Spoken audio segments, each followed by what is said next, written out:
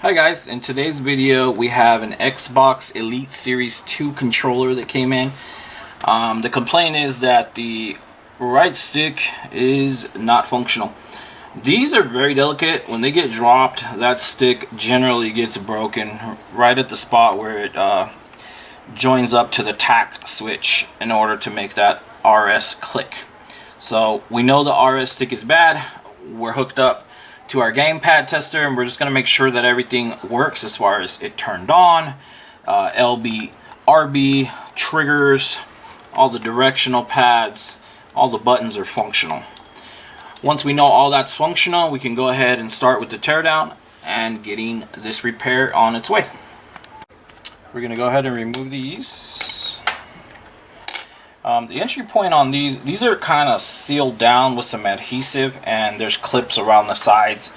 The point you want to start at is right in here. You want to be gentle. You know, you don't want to scratch it up or anything, but you do want to apply some force to get in there. And again, you're going to start right up in this area, and you can kind of feel the little snaps start to give. You'll feel it. And there's adhesive down in there as well. And so it'll give you the impression that you're breaking it, but don't fear, just kind of keep going.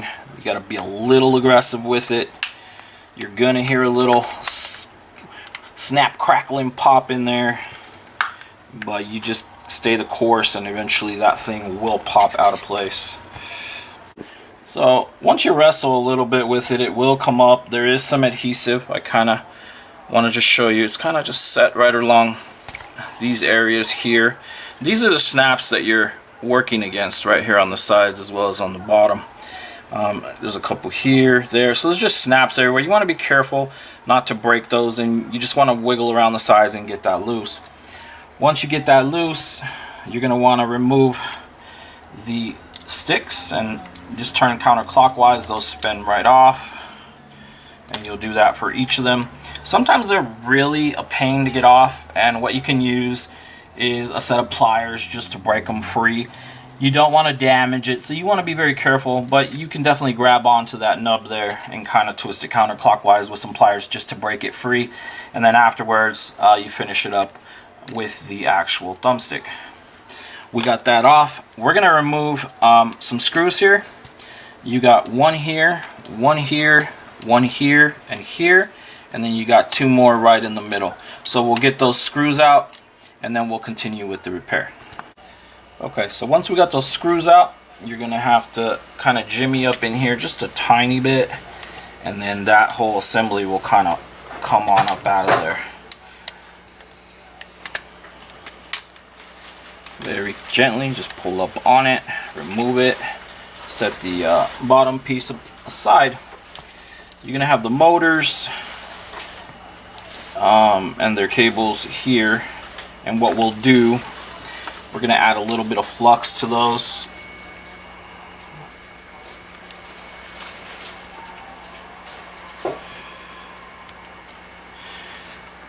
You're going to want to be careful when you're removing these for the fact that there are a lot of little resistors and different things in the close vicinity to those wires, so make sure you're just messing with those particular wires. We're going to remove those wires. We're going to remove the motors. One thing I like to remember always when I'm working on these is that the bigger motor always goes on the left side. You'll see there's a differentiation in the size of the weights there, at least, and so that bigger weight always goes in your left side of the controller. So we're removing all those wires.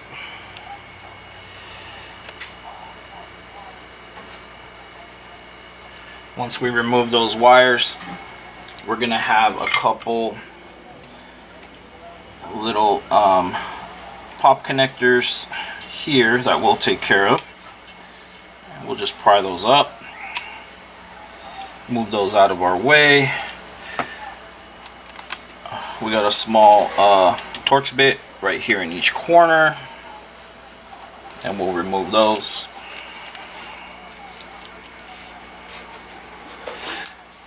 Once you remove those, now people do this a little differently. I like to just kind of wedge it like that, and then it'll come right out. You can go up and you can twist as you're taking it out, or if you prefer to, you can actually remove that with pliers as you're removing it, and I'll give you an idea of what I'm talking about. You can actually very gently, and you want to be careful, but you can grab that stud with something and you can pull that stud right out of the embossing there, and so you can remove the board that way too, and you can reinstall the board that way too. It's just up to you, it's your preference. And you can see what actually happened here is that when the stick fell on the ground or wherever, it pushed that in, and you can see that that particular little joint there that actually hits the tack switch is just gone. Where it should be doing something like that, click, click, click, click, it's basically broken in there. So we're gonna go ahead and replace that whole module. We're replacing the right stick, so we'll remove this adhesive to expose the pins for it. And this little sucker too.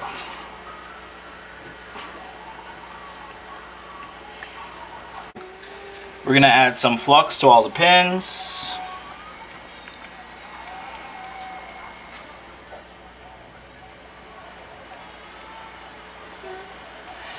And what we're going to do is, with our iron set to about 420, we're going to go ahead and add some low melt to all the pins. This is Häkel's FR301. One of the best investments I've ever made, besides actually buying my microscope. This thing has been so great so far. It's made removing these modules really, really simple.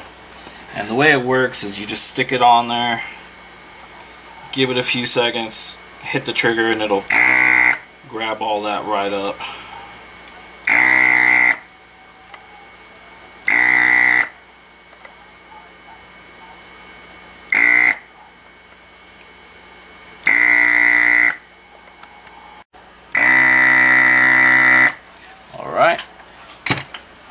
So this module should fall just right out.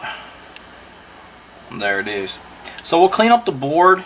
We're going to use cotton swabs and 99 isopropyl. We'll let it cool down just a little bit before we do that, and we'll be right back after that. Alright, so we went ahead and cleaned up that board. You can see all the bores are nice and clear. We're going to go ahead and start putting the new module in place. So you can see the orientation by the outline on the board, which it's pretty self-explanatory. We'll slide that in place, kind of put a little pressure like that. Now what I like to do is on the main pins that hold the module in place, I use a little bit of a higher heat, and that's because they're not really attached to the pot or anything like that. I'm just trying to find a place to put them on the board real quick here. Let me see. Just kind of push down on it like that. That'll work. There we go. And you can add a little bit of flux to these if you like. I personally don't really do that. I just hit it. You gotta keep that in place. That's the most important thing. You want it square on there. And so you got to be careful when you're messing with that. That should hold it nice. And then what I do is I heat the leg just a little bit. Once that leg is heated up, I'll come in and just kind of add and just dab it.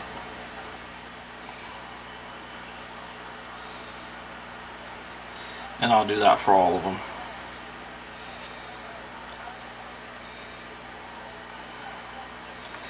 Make sure that's seated nice and square still. It's not up off of it. You can actually even come in and put a little pressure. Hit that again. Hit that again. and just make sure that it's completely flush. Don't burn yourself, it's kind of easy to do that too. But we'll come to all the legs, we'll add that little dab of solder to each of them. And you can add flux before or you can add flux after, it's totally up to you. I'm going to add a little bit of flux after all. I don't like the way the solder was kind of flowing there.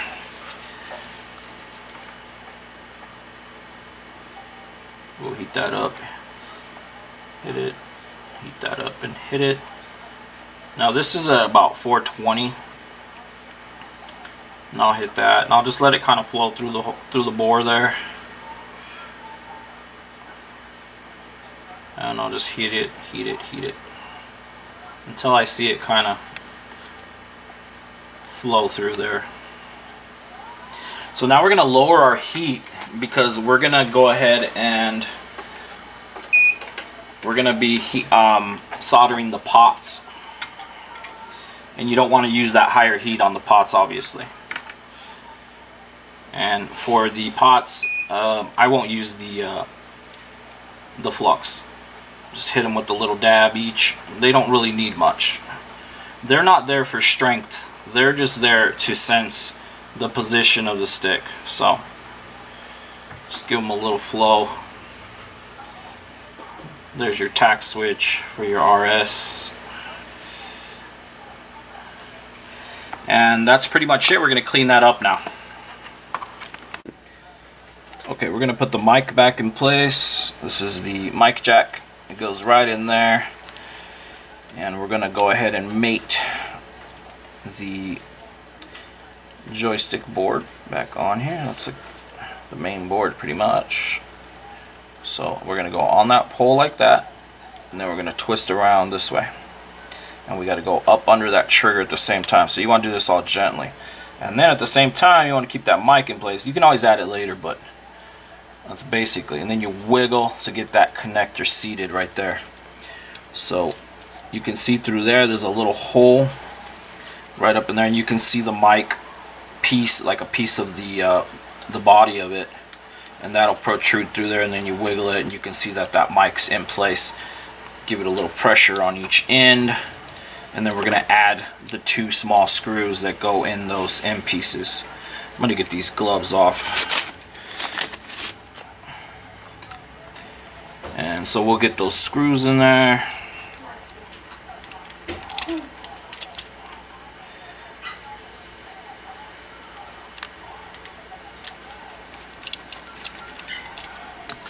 We're going to add a little flux onto where the motor's wires go. And the reason we're going to do that is because oftentimes when you pull those wires, they don't have nearly enough solder in order for the wire to go back to it. So you're sitting there playing with it forever. And so we're just going to beat a little bit on there.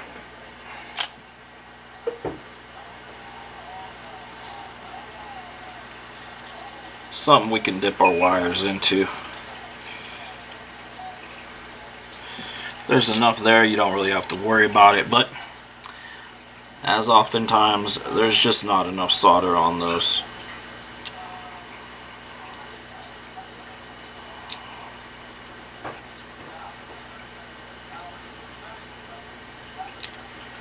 So we got that going. So we're gonna do again the motor with the bigger weight. We're gonna go ahead and put that in place, and we'll go ahead and solder those wires. Those wires, you're gonna have the black one on the bottom, which is the negative, and you're gonna have the red one on the top. So the ground wire is on the bottom part, and the same is gonna be said true for the trigger motor. So the black one's gonna go on the bottom.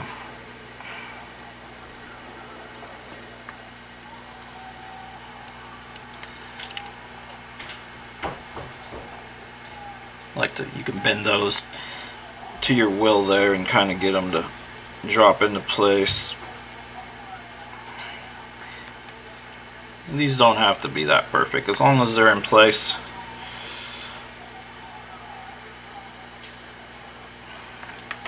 and we'll go ahead and do the other side as well.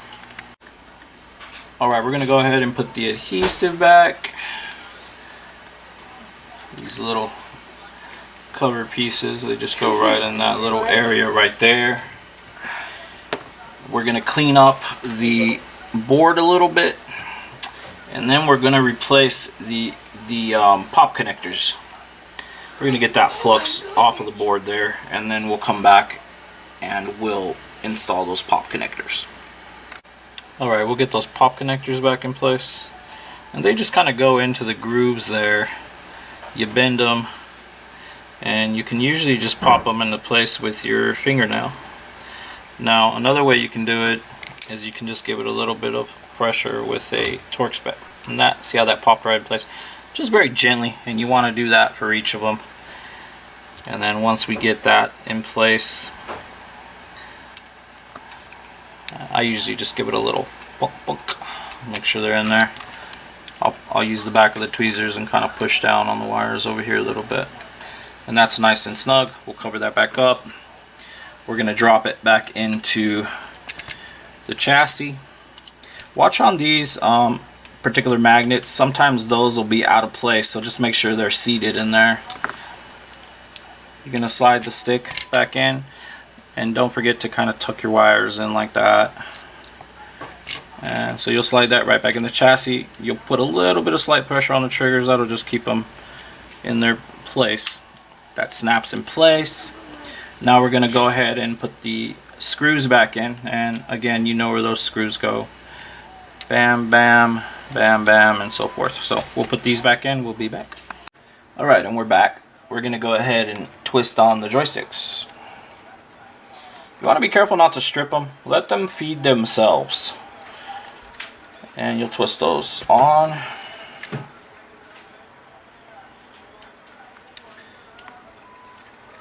Very carefully.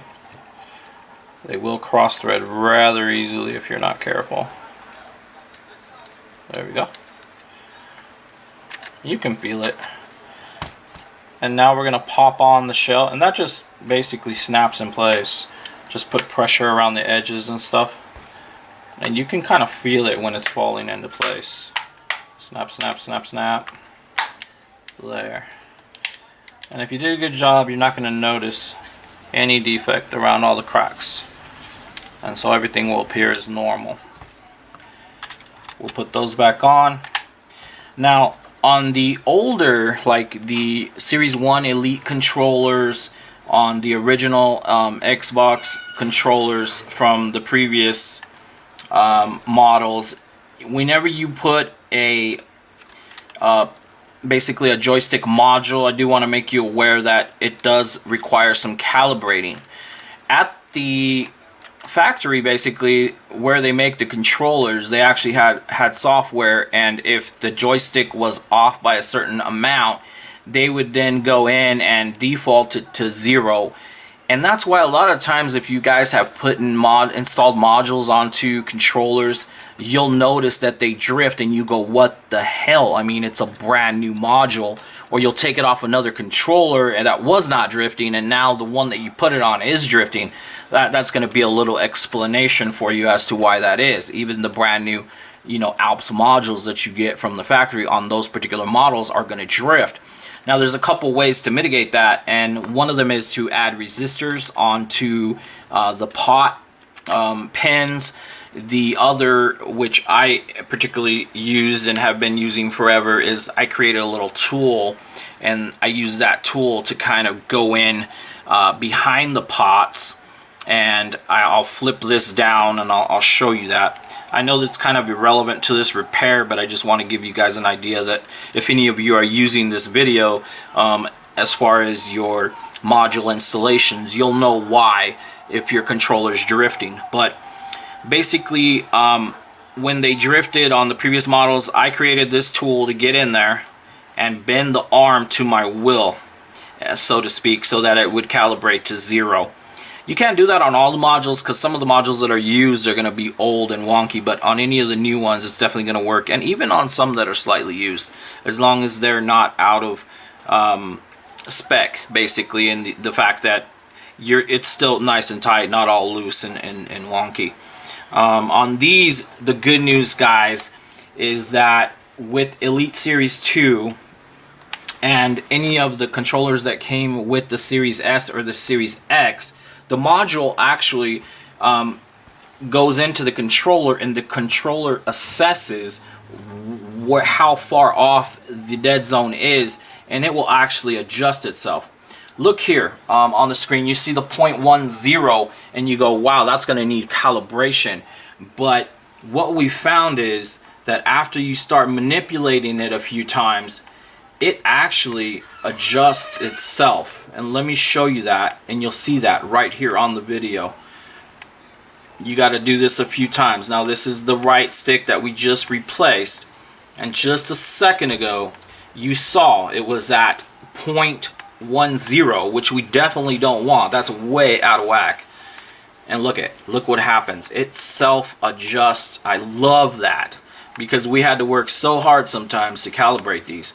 And look what it does right in front of your eyes, like magic. It goes to 0. So I appreciate you guys watching this video. I'm not the best YouTuber out there. My videos actually are pretty amateur. Again, I'm working on getting better at this. I'm working at learning new repairs and methods, and I just want to share all that with you guys. Again, I appreciate you watching this, and I'm hoping to get a lot better at it as we go, make these videos informative and enjoyable for you guys. If you like the video, please give it a like. Thanks, guys.